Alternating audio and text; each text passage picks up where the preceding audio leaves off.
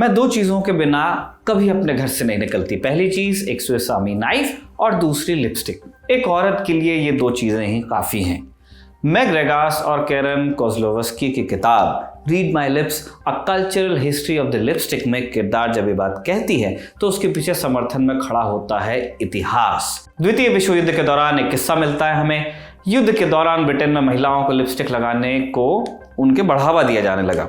बाकायदा ये national duty समझा जाने लगा। Fighting red, patriot red, grenadier red ये लिपस्टिक के रंगों के नाम हो गए थे। क्यों? क्योंकि एडोल्फ हिटलर निजी तौर पर लिपस्टिक से नफरत करता था। नाज़ी जर्मनी में औरतों को लिपस्टिक लगाने पर मनाही थी और पीछे जाएंगे आप तो ब्रिटेन के इतिहास में एक दौर ऐसा भी था जब लिपस्टिक लगाने वाली औरतों को चुड़ैल बताकर जिंदा जला दिया जाता था। लिपस्टिक कभी औरतों को वोट का हक दिलाने का जरिया बनी तो कभी बना गुस्से के इजहार का कारण। जवाहरलाल नेहरू नाम के एक नेता जो नए प्रधानमंत्री बने थे, उन्हें लिपस्टिक के चलते औरतों के गुस्से भरे खत आने लगे।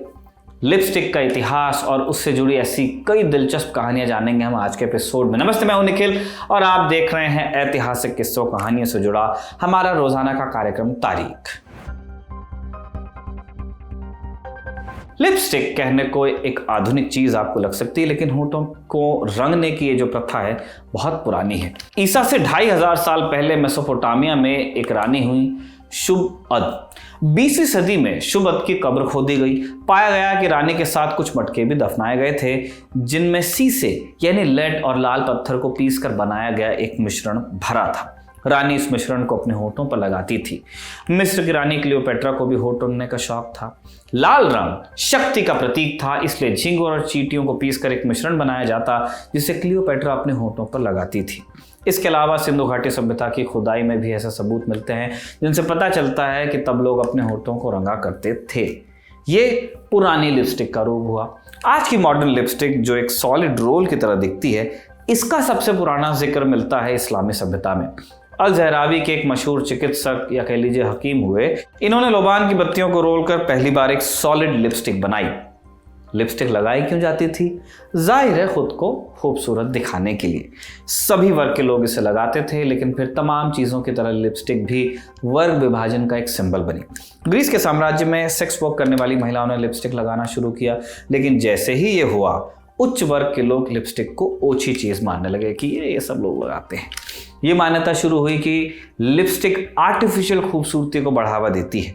लिपस्टिक निचले दर्जे की चीज़ समझी जाने लगी। इसके बाद बाकायदा जल्दी लिपस्टिक पर कानून भी बना दिया गया जिसके अनुसार सेक्स वर्क करने वाली महिलाओं का लिपस्टिक लगाना ज़रूरी था ताकि उनमें और उच्च वर्ग की महिलाओं में अंतर किया जा सके। ग्रीस में लिपस्टिक निचले दर्जे तक सीमित थी, लेकिन इस दौर में भी लिपस्टिक का लाल रंग सबसे पॉपुलर था, जिसे बनाने के लिए भेड़ का पसीना और मगरमच्छ का मल इस्तेमाल किया जाता था।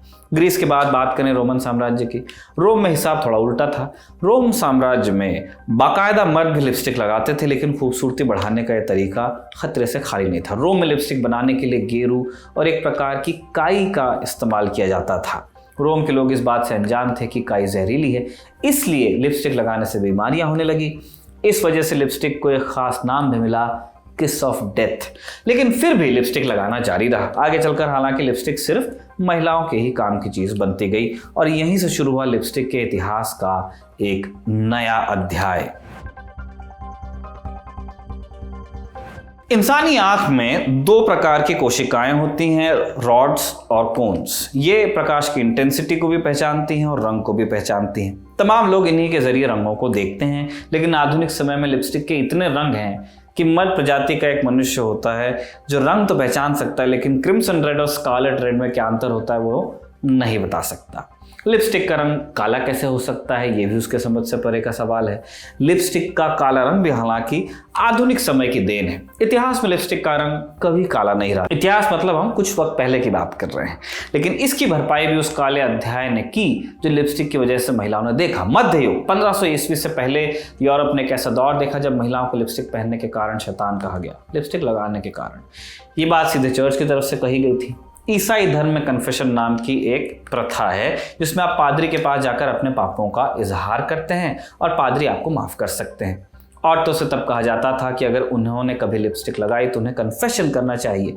ऐसे पोस्टर छापे गए जिनमें दिखाया गया था कि शैतान खुद औरतों के होंठों पर लिपस्टिक लगा रहा है। बाद में लिपस्टिक को काले जादू से भी जोड़ने की कोशिश की गई। कहा गया कि जो महिलाएं लिपस्टिक लगाती हैं वो मर्दों को रिझाने के लिए काला जादू कर रही हैं, ऐसी औरतों को जला देना चाहिए। चर्च की चलती तो शायद ऐसा ही होता भी, लेकिन इसी दौरान एलिजाबेथ प्रथम ब्रिटेन की रानी हुई।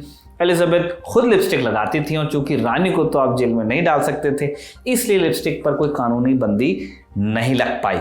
वैसे एलिजाबेथ के बाद 1770 में ब्रिटिश संसद ने एक कानून बना ही दिया जिसके तहत लिपस्टिक बैन की गई और ये बैन क्वीन विक्टोरिया के समय में भी लागू रहा। लिपस्टिक के इतिहास में अगला बड़ा पड़ाव आया 20वीं सदी में।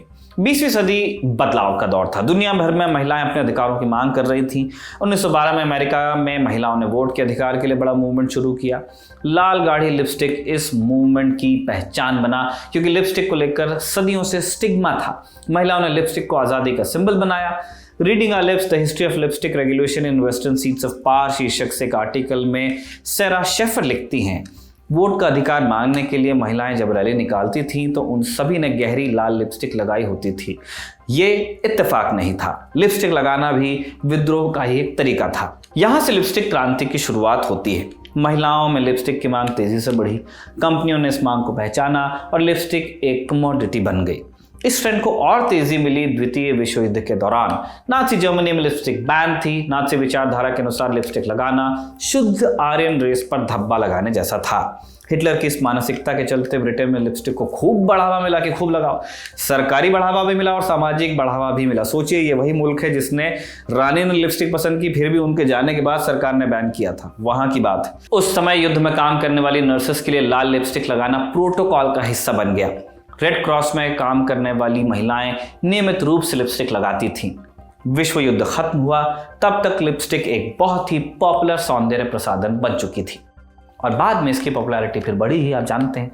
एक दिलचस्प आंकड़ा आपसे शेयर भी कर देते हैं। आज भी दुकानों से चुराई जाने वाली सबसे कॉमन चीज लिपस्टिक ही होती है। इकोनॉमी के आंकड़े बताते हैं कि मंदी के दिनों में भी लिपस्टिक की बिक्री कम नहीं हुई, बल्कि 1930 में ग्रेट डिप्रेशन के बाद इसकी बिक्री में बढ़ोतरी देखी गई और ऐसा ही कुछ अमेरिका में 9/11 के हमलों के बाद भी हुआ। भारत की बात हम कर लेते हैं। आज़ादी के बाद बड़ी दिलचस्प घटना हुई। लिपस्टिक के चलते प्रधानमंत्री नेहरू को महिलाओं का गुस्सा झेलना पड़ा। क्या थी कहानी? 1951 की बात है। प्रधानमंत्री जवाहरलाल नेहरू के सर तमाम दिक्कतें थी। देश के पहले चुनाव होने थे, तमाम राज्यों में अलग अलग मुद्दे सर उठा रहे थे, लेकिन इन दिक्कतों से कहीं बड़ी एक और दिक्कत थी, फॉरेन रिजर्व यानी कि डॉलर्स की खासी कमी। एक एक पैसा खर्च करने से पहले 100 बार सोचना पड़ता था। ऐसे में उस साल सरकार के पास एक रिपोर्ट आई जिसमें लिखा था कि भारत की महिलाएं कॉस्मेटिक आयात करने पर खासा खर्च कर रही हैं और ये सभी आयात विदेश से हो रहा था। अतः इसमें बेशकीमती डॉलर्स खर्च हो रहे थे जो हिंदुस्तान के पास तब इतने नहीं थे जितने आज हैं। सरकार ने तुरंत कॉस्मेटिक्स की आयात पर बैन लगाया। फिर वही हुआ जो होना था।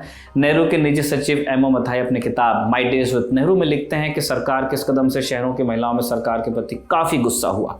प्रधानमंत्री नेहरू के ऑफिस में टेलीग्राम्स की झड़ी लगने लगी जिनमें लिखा होता कि सरकार को कॉस्मेटिक्स पर बैन तुरंत हटाना चाहिए। अब नेहरू ऐसा कर नहीं सकते थे, लेकिन एक दूसरा विचार उनके दिमाग में आया कि क्यों ना भारत खुद अपना एक कॉस्मेटिक ब्रांड बना ले।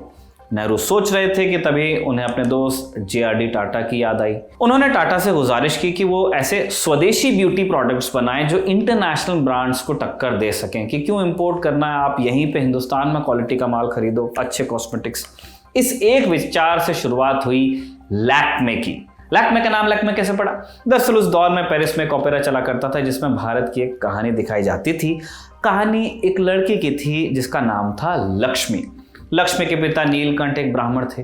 एक रोज हुआ यूं कि लक्ष्मी और उसकी दोस्त मल्लिका जंगल में फूल चुनने के लिए गए। इस दौरान 2 ब्रिटिश सैनिकों ने उन्हें देखा और उनमें से एक जेरल्ड लक्ष्मी के इश्क में गिरफ्तार हुआ। नीलकंठ को जब इस बात का पता चला तो वो गुस्से से आग बबूला हो गए। एक रोज दुर्गा पूजा के मौके पर नीलकंठ ने जेरल्ड के ऊपर सरेआम चाकू से हमला कर दिया। अब जेरल्ड तो बच निकला, लेकिन उसको गंभीर चोट आ गई। लक्ष्मी उसे जंगल लेकर गई, उसकी देखभाल की और जेरल्ड ठीक होने लगा। फिर एक रोज लक्ष्मी जब पानी भरने गई थी, जेरल्ड का दोस्त फ्रेडरिक उसके पास आया और मिलिट्री के प्रति उसकी ड्यूटी याद दिलाई। जेरल्ड उसके साथ चला गया। लक्ष्मी यानी कि लैक्मे वापस लौटी तो उसने देखा कि जेरल्ड वहां नहीं है, तो उसने धतूरे के फूल खाकर अपनी जान दे दी। इस ओपेरा की नायिका जिसका नाम लक्ष्मी था उसे फ्रेंच लोग लैक्मे कहकर बुलाते थे और यही इस नाटक का नाम भी था। नीना कॉलरिच अपनी किताब स्किन कलर पॉलिटिक्स में लिखती हैं कि पेरिस तब कॉस्मेटिक्स कैपिटल हुआ करता था, इसलिए टाटा ने कॉस्मेटिक्स की जानकारी हासिल करने के लिए अपना डेलीगेशन पेरिस से भेजा कि जाओ सीख के आओ। डेलीगेशन लौटा, कॉस्मेटिक बनाने की तैयारी हुई। जब सब तैयारी हो गई तो सवाल उठा कि नाम क्या रखेंगे ब्रांड का, और तब टाटा ने लैक्मे नाम चुना क्योंकि ये नाम एक इंपोर्टेड ब्रांड का एहसास दिलाता था। साथ ही लक्ष्मी नाम होने के चलते इसमें भारतीयता भी थी। लैक्मे की शुरुआत हुई पेडर रोड मुंबई से और जल्द ही लैक्मे ने lipstick, nail polish, eyeliner, cream आदि प्रोडक्ट्स बाजार में लॉन्च किए। ये सभी न सिर्फ क्वालिटी में फॉरेन ब्रांड्स को मैच करते थे बल्कि सस्ते भी थे। 1961 में लैक्मे की कमान सिमोन टाटा को मिली। सिमोन नवल टाटा की पत्नी और रतन टाटा की मां थी, सौतेली मां। उन्होंने लैक्मे को भारत के सबसे आइकॉनिक और सबसे भरोसेमंद ब्रांड्स में से एक बनाया। 1996 में यही लैक्मे बेच दिया टाटा ग्रुप ने हिंदुस्तान लीवर को, जिसे आज कहा जाता है यूनिलीवर, और 21वीं सदी में भी ये लगातार भारत के सबसे भरोसेमंद ब्रांड्स में से एक है। इसी के साथ लिपस्टिक की ये कहानी हम यहीं पे समाप्त करते हैं। इसे कंवल ने लिखा आपके लिए और जत्ती ने रिकॉर्ड किया। आप देखते रहिए दी लल्लन टॉक।